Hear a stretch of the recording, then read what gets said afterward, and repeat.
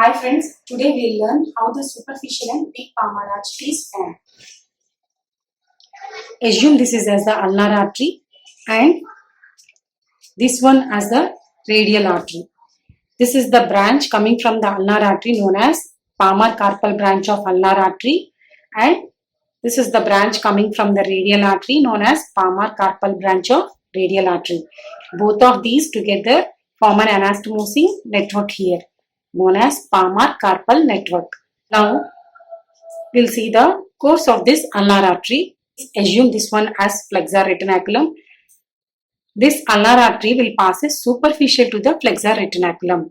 This flexor retinaculum on either side, it forms medial deep slip, lateral superficial slip. This medial deep slip, which is attached to the pisiform bone, which converts as a Guyon's canal. This ulnar artery along with the ulnar nerve will passes through the Guyon's canal. After that, it enters into the palm. It enters into the palm and it reaches up to the distal palmar crease and it forms an incomplete arch here. Here it does not form a complete arch. This is incomplete. This ulnar artery, this is the main continuation of the ulnar artery, will pass superficial to the flexor retinaculum through the Guyon's canal and it passes distally up to the distal palmar crease and it forms an arch. The convexity of arch facing towards the fingers. So this is the ulnar artery. Now we'll see the branches of the ulnar artery. This is the proper digital artery. Directly it is giving branches to the little finger. So that's why this is known as the proper digital artery. Now, three common palmar digital arteries. This is the palmar aspect. This is the common palmar digital arteries. Here, common indicates it bifurcates into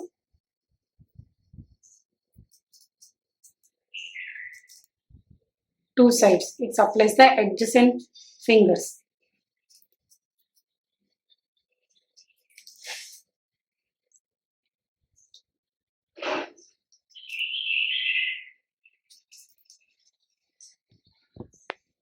So this is known as the common. Common indicates it's supplying the two fingers. Common, palmar, digital. Digital means it supplies the fingers. Common palmar digital arteries. So these are the branches coming from the main continuation of the ulnar artery. Now we'll see about the radial artery. This is the radial artery.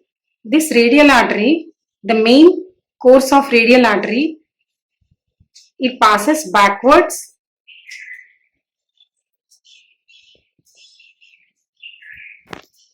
it winds down the distal border of the forearm and it reaches the dorsal aspect of the anatomical snuff box. Before it going to backwards, here this radial artery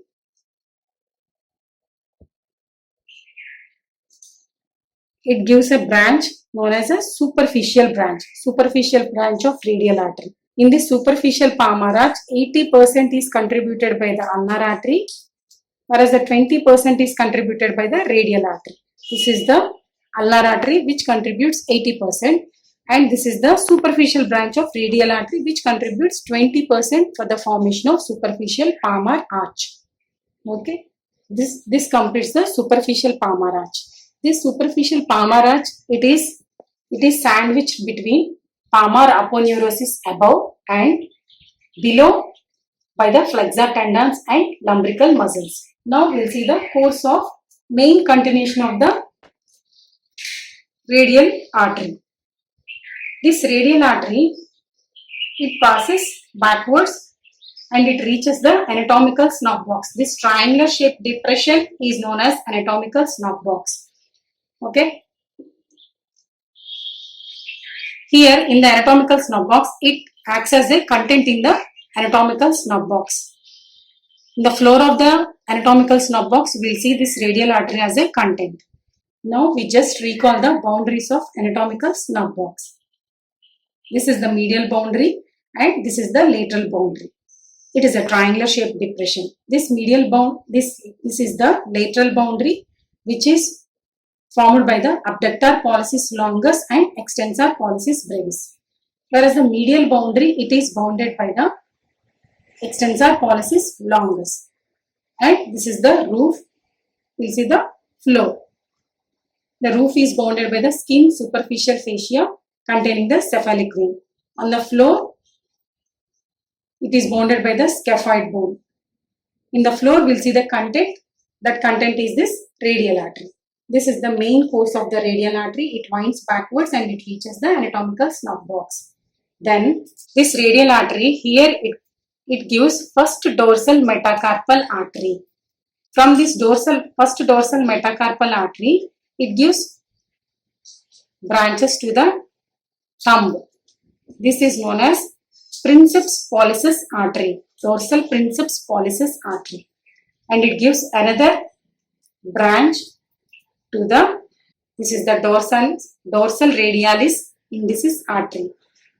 So this is the metacarpal area, so that's why this is known as first dorsal metacarpal artery. Okay, now see here in the wrist region, this is the radial artery. This is the dorsal carpal branch coming from the radial artery, and this is the dorsal carpal branch coming from the ulnar artery. Both of these arteries on the dorsal aspect of the wrist, they form the anastomostic venous network known as dorsal carpal network. From this dorsal carpal network, we'll see the branches. This is the direct proper dorsal proper digital artery, and this is the dorsal common digital arteries. This is the dorsal common digital arteries. Digital means they are supplying the digits, fingers. Common, why we named here common means this common, it is supplying to two fingers, adjacent sides of two fingers. So that's why this is the dorsal aspect, dorsal common digital arteries.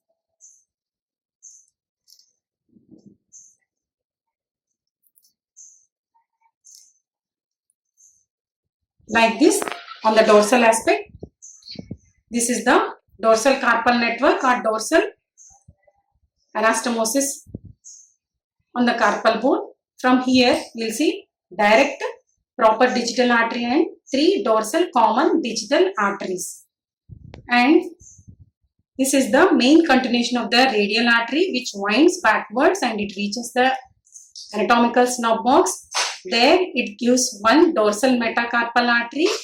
This dorsal metacarpal artery, it gives two branches to the thumb known as princeps pollicis artery, and one branch to the index finger known as radialis indicis artery. From these dorsal common digital arteries, three perforating arteries. These perforating arteries will make an anastomosis with the perforating arteries coming from the palmar aspect. Now we'll see the deep palmar arch formation. This is the superficial palmar arch. Now we'll see the deep palmar arch. This is the radial artery. Here, this is the radial artery winding around the anatomical snub box, and it acts as a content in the anatomical snub box in the floor. After that, here it passes between the two heads of dorsal interossei muscle. We all know that dorsal interossei muscles all are bipinnate. So these radial artery, which is the main continuation of the radial artery, at the first cleft, it pierces the gap between the dorsal interossei muscle and then it reaches the palmar aspect. In the palmar aspect, it appears between the oblique head and transverse head of adductor pollicis muscle. Between those two heads, this radial artery will comes outwards. So this is the radial artery. After reaching the palmar aspect, this radial artery, it gives a branch to thumb, two branches to thumb, known as princeps pollicis artery, and one branch to the index finger. This is radialis indicis artery. And then it gives origin to three palmar metacarpal arteries. Here, this is not a common digital arteries.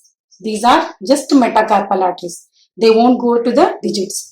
Just they overlies on the metacarpal bones. So that's why these are named as palmar metacarpal arteries, which are terminated in the common palmar digital arteries.